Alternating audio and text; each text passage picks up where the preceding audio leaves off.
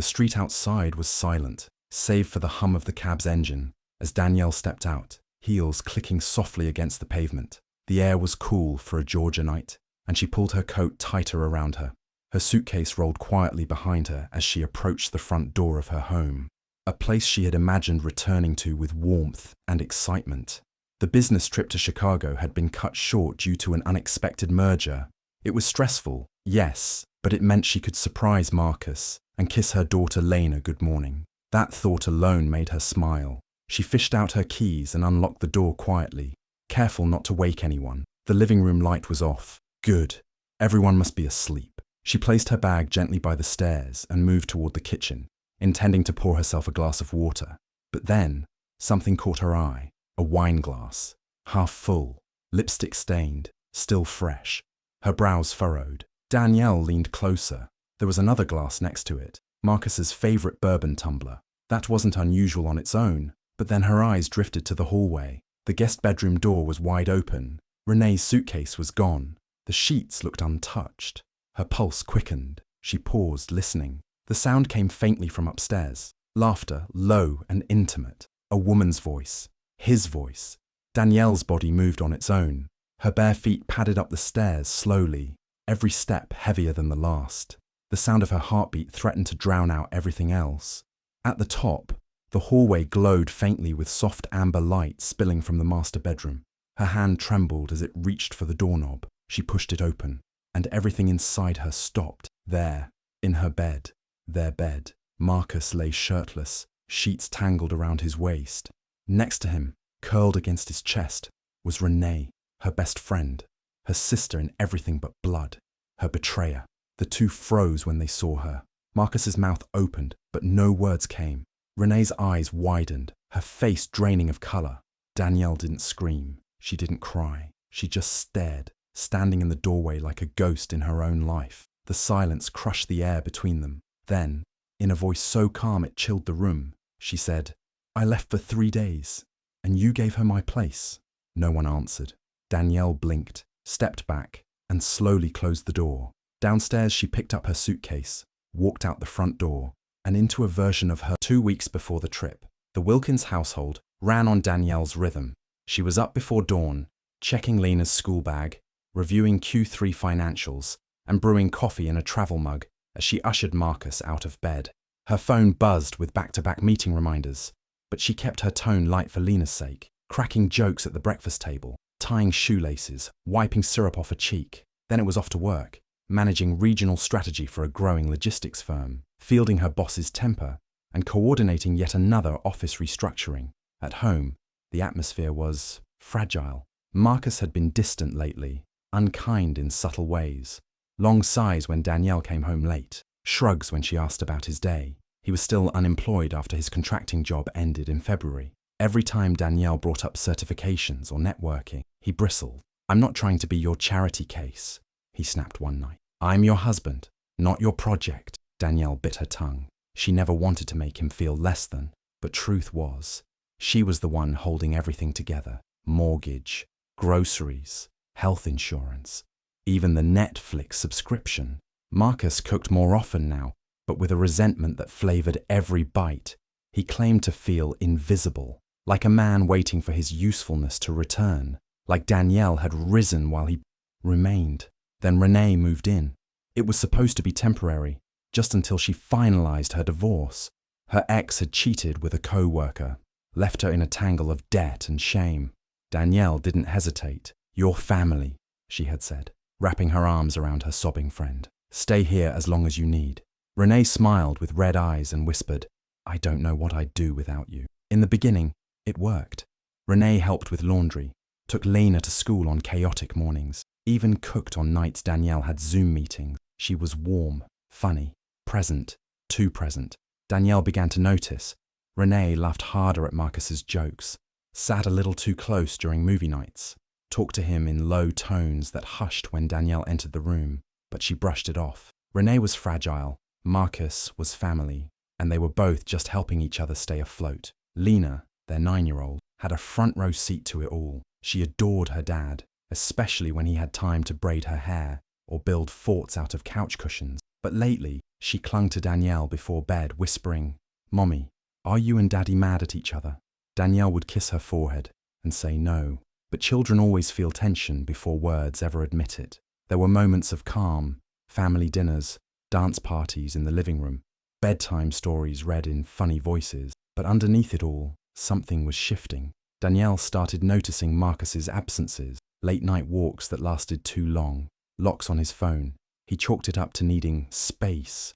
Renee, when asked, said little, just furrowed her brows and said, "You two need to talk." Flashbacks flickered.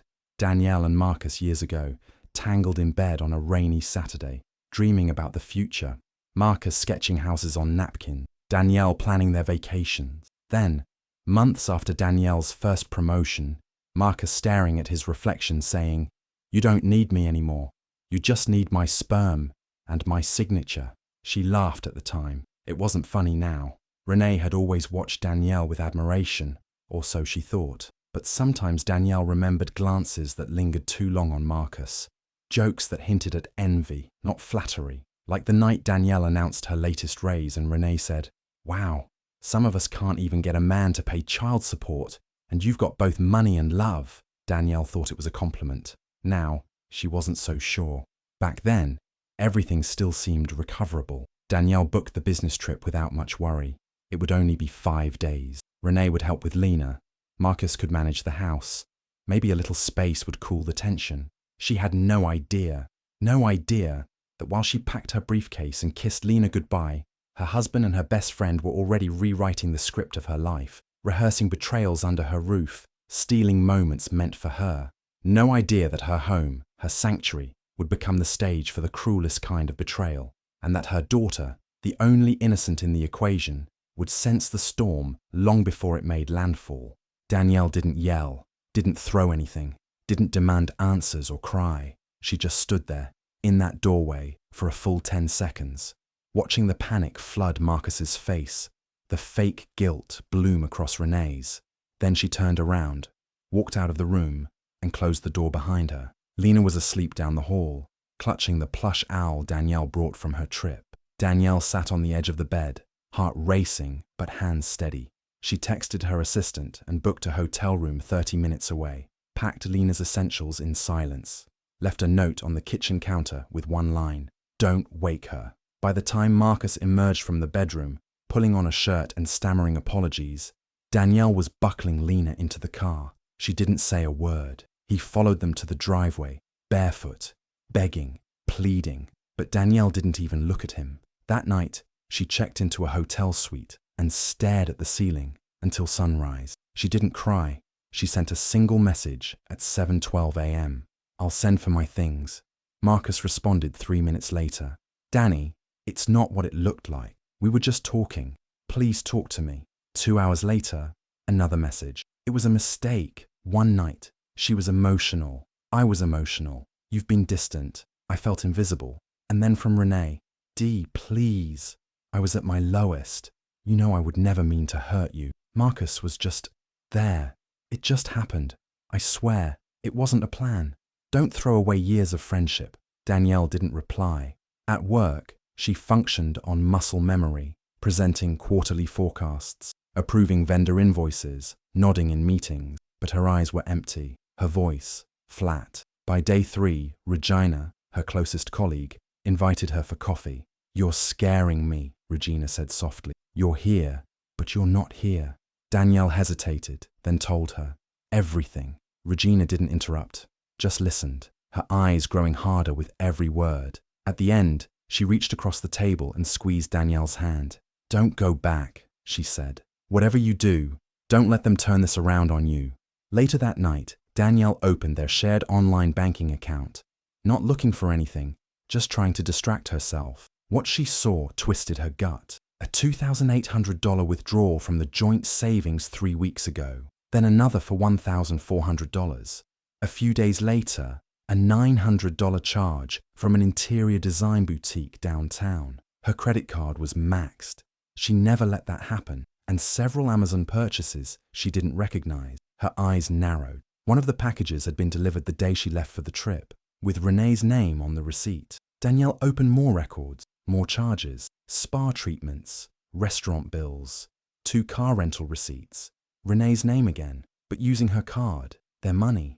Danielle sat in the hotel armchair, shaking, but not with sadness this time, something deeper, colder. She remembered Marcus's offhand complaints, how he'd said they were tight financially, how he couldn't contribute, how his hands were tied. She remembered how quickly Renee had insisted on moving in, how quickly she'd blended in, cooked, laughed, smiled at Marcus with a softness Danielle hadn't seen in years. This wasn't just betrayal, it was premeditated theft. They weren't just careless, they were comfortable, using her life like a borrowed coat, living in her house, spending her money, loving each other under her roof, and expecting her to return like nothing had changed. Danielle closed the banking app and exhaled. For the first time in days, she felt something settle inside her. Not peace, not rage, clarity. Danielle chose a public place for the confrontation. A cafe Marcus used to love, one with warm croissants, exposed brick walls, and too many memories. He arrived looking disheveled, but still trying, hairbrushed, cologne faint. He smiled like nothing had collapsed, like this was just a bump in their long, winding road. Danielle didn't return the smile. "I figured you'd want to talk face to face," he began, settling across from her. "Thank you for coming. Look, I messed up, I know that." She watched him quietly, hands folded, no emotion. "I was lonely, Danny. You were never home anymore. Everything was about work or Lena or deadlines. I felt like a placeholder, like a piece of furniture in my own house." Danielle blinked slowly. "So you replaced me with my best friend?" Marcus's expression cracked for a moment, but he tried again. "It wasn't like that. Renee was vulnerable. She needed someone. I didn't plan any of this. It just happened. Twice? 5 times? Or for the last 6 months?" Danielle said, her voice like ice.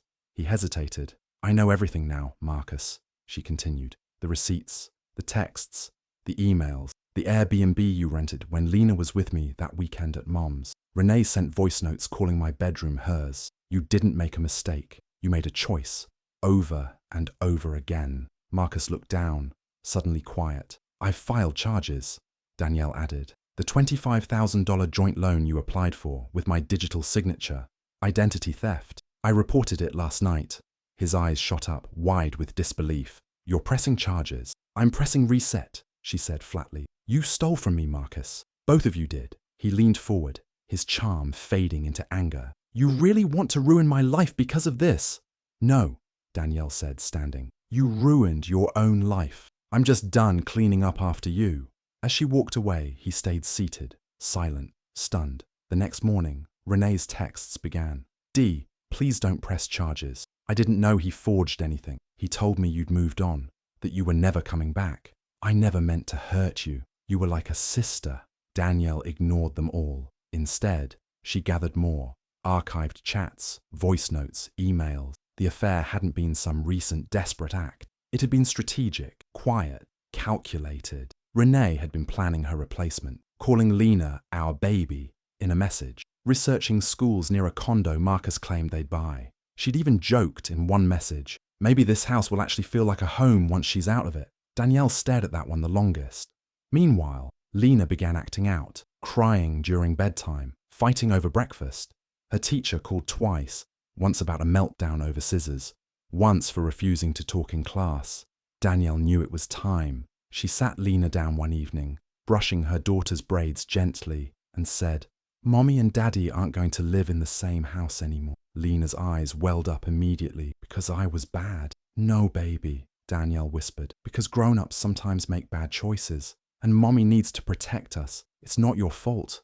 "But I miss Daddy," she said, sobbing. Danielle pulled her close. "You're allowed to. I'll never take that away. But you and me, we're going to be okay." Behind closed doors, Danielle fought her own breakdowns in silence, crying in the shower, shaking in elevators, screaming silently into hotel pillows, but never in front of Lena. At work, she re-engaged slowly. Word got out, quietly, carefully. A few of Marcus's former freelance clients stopped responding to his emails. Danielle didn't blackball him, but she didn't protect him either, the way she always used to. By the end of the month, Marcus texted her in frustration. "Did you tell people not to hire me?" She didn't reply. Renee, now cut off from Danielle's resources and unofficial support, struggled too. The mutual friend she was staying with asked her to leave after a screaming match one night. Rent unpaid, her name tarnished. Danielle heard, indirectly, that Renee had gone to Marcus's apartment, furious, yelling that he'd ruined everything. Someone in the complex recorded a portion of it. The clip made its way to Danielle. "You told me she didn't care about you anymore. You told me she was sleeping around. You said she was never coming back. How was I supposed to know she was watching everything?" Danielle didn't flinch hearing it, just confirmation. She'd been right to trust her instincts, right to walk away. But the scars weren't small. She'd lost more than a husband. She'd lost a sister, a home, a sense of stability. And each day, rebuilding that, brick by emotional brick, was its own war. Some nights, Lena cried herself to sleep, and Danielle would lie awake for hours, trying to remember what peace had felt like. Other nights, she'd find a sticky note from Lena in her lunch bag. "I love you, Mom. You're my hero." And Danielle would close. The knock at the door was sharp, urgent. Danielle opened it to find a man in a grey suit holding a large envelope. "Danielle Myers." "Yes?" "You've been served. Have a good day." He walked away before she could process the words. She stared at the envelope, hands trembling slightly. She opened it slowly, heart pounding, and nearly dropped it. Petition for full custody, filed by Marcus T. Reynolds. Her vision blurred as she scanned the pages. The accusations jumped out like punches. Unstable emotional state, neglectful due to career obligations, frequent absences from home, not in the child's best interest. Danielle's knees buckled. She sat down, trying to breathe. This wasn't just betrayal. This was war. She called her attorney immediately. "This is retaliation," said Janice, her lawyer. "He's lashing out, but if it's court he wants, it's court he'll get." 2 weeks later, Danielle stepped into the courtroom wearing a deep blue suit. Her hair was pinned, face composed, but inside she was a storm of fury, fear, and disbelief. Across the room, Marcus sat smugly beside his attorney, dressed like the picture of fatherhood in a tan sweater and slacks. Renee was absent, her betrayal tucked conveniently out of sight. The proceedings began. Marcus's attorney was methodical and rehearsed, painting Danielle as distant, cold, too career-focused to be present. They presented cherry-picked messages about late meetings, Lena's report card showing a temporary dip in participation, and statements from one of Marcus's freelance clients describing Danielle as domineering. "Ms. Myers is emotionally unavailable," the attorney concluded. "She prioritizes career advancement over nurturing. Our client, Mr. Reynolds, is the consistent parental presence." Danielle felt her breath catch, but Janice remained cool. "If I may, Your Honor." Janice stood, flipping open her own binder. "We'd like to submit Exhibit D." A flash drive. The courtroom's flat screen flickered on. It was Danielle's living room, months ago. A timestamp and a quiet hum of ambient sound. Marcus walks in from the kitchen holding 2 glasses of wine. Renee enters. They laugh. She places a hand on his chest, then kisses him. The camera shifts.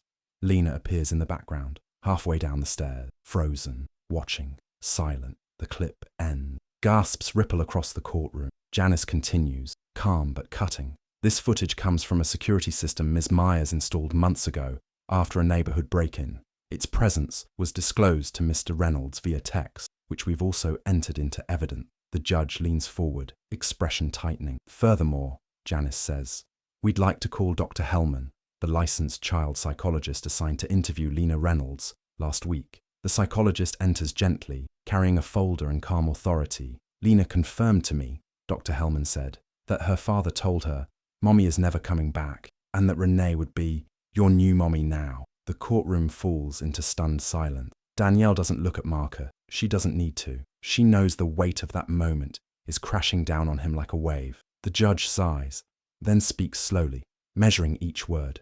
"Mr. Reynolds, your judgment, not to mention your moral compass, is deeply concerning. To expose a child to an extramarital affair in her own home, then manipulate her with falsehoods about her mother's absence, it borders on psychological abuse." Marcus's face is drained of color. Custody will be granted to Ms. Myers. Full legal and physical custody. Visitation, if any, will be determined at a later review, pending therapy and family evaluation. Danielle exhales for the first time in what feels like hours. As the courtroom empties, Marcus avoids her eyes, his once smug posture now slouched in shame. Danielle walks out not with triumph, but with quiet, exhausted relief. It's over. She holds Lena's hand a little tighter that night, and when her daughter whispers, Are you staying forever? She kisses her forehead and says, always. The new house was modest. 2 bedrooms, a small garden, and creaky wooden floors that hummed with history. Danielle stood in the kitchen unpacking mugs, sunlight pouring through the open window. The air smelled like lavender and freedom. She wasn't running, she was reclaiming. Gone were the cold granite counters and smart home controls of her former life. This space, smaller but warmer, echoed with laughter now. Lena darted through the hallway, barefoot and giggling, a paintbrush in hand, leaving tiny streaks of pink on the walls. Danielle smiled and didn't scold her. Every box unpacked felt like shedding skin. She left behind more than furniture. She left behind the version of herself who had tolerated, adjusted, compromised for everyone but herself. She'd stepped back from the 70-hour work weeks, choosing freelance strategy consulting. Clients still came, her reputation carried weight, but she picked them carefully, valuing time over titles now. There were slow mornings with pancakes, school pickups, afternoon walks, whispers with Lena before bed. She wasn't just surviving, she was intentional. Marcus, on the other hand, had evaporated into the margins. His bid for custody had publicly backfired. Word travelled fast. The freelance gigs dried up. The industry closed ranks quietly. He still sent bitter messages, blaming, deflecting, but Danielle didn't reply. Renee vanished from the city within weeks of the trial. Danielle heard she moved back in with her mother in Ohio. She didn't care enough to confirm it. There was no dramatic showdown, no climactic payback. Danielle's silence was the revenge. Weeks turned into months. Healing came in quiet moments. A playlist while cooking. The softness of Lena sleeping beside her on stormy nights. The first time she laughed, really laughed, during a video call with her college friends. Then came the invitation. A regional women's leadership conference asked Danielle to speak. The theme, rebuilding after the storm. She nearly declined, but something stirred in her, something steady and brave. She stood on that stage in front of 300 women and told the truth. I thought betrayal would break me. It didn't. It clarified me. The applause afterward wasn't thunderous. It was felt. Dozens waited to hug her, to say thank you. Some cried. Others handed her notes. Lena thrived. Her grades improved. Her laughter returned. She joined a weekend art class, where she painted stories she couldn't always put into words. Danielle framed them around the house like priceless museum pieces. And then there was Jonah. They met at the farmer's market. He sold handmade teas and wore linen like armor. He asked about her day like it mattered and never once asked her to shrink. They didn't fall into passion. They eased into safety. For the first time, Danielle wasn't trying to prove her worth. She let herself be seen. They met for coffee, then for walks, then for silence. No expectations, just healing. One evening, while brushing Lena's hair, the little girl asked, "Are we happy now?" Danielle paused, then smiled. "We're peaceful," she said. "And that's even better." As dusk fell outside, Danielle looked around the home she had built, not with bricks and loans, but with resilience. Not everything was perfect, but it was hers, and it was enough. The sheets smelled like jasmine and warmth. Danielle pulled the blanket gently up to Lena's chin, brushing a strand of hair from her daughter's forehead. The little girl blinked sleepily, her small hand clutching the edge of her stuffed giraffe. "Mommy," she whispered. Danielle leaned in. Are we going to be okay? Just us." Danielle's breath caught, but only for a second. She smiled, steady and sure, placing a soft kiss on Lena's temple. "We already are."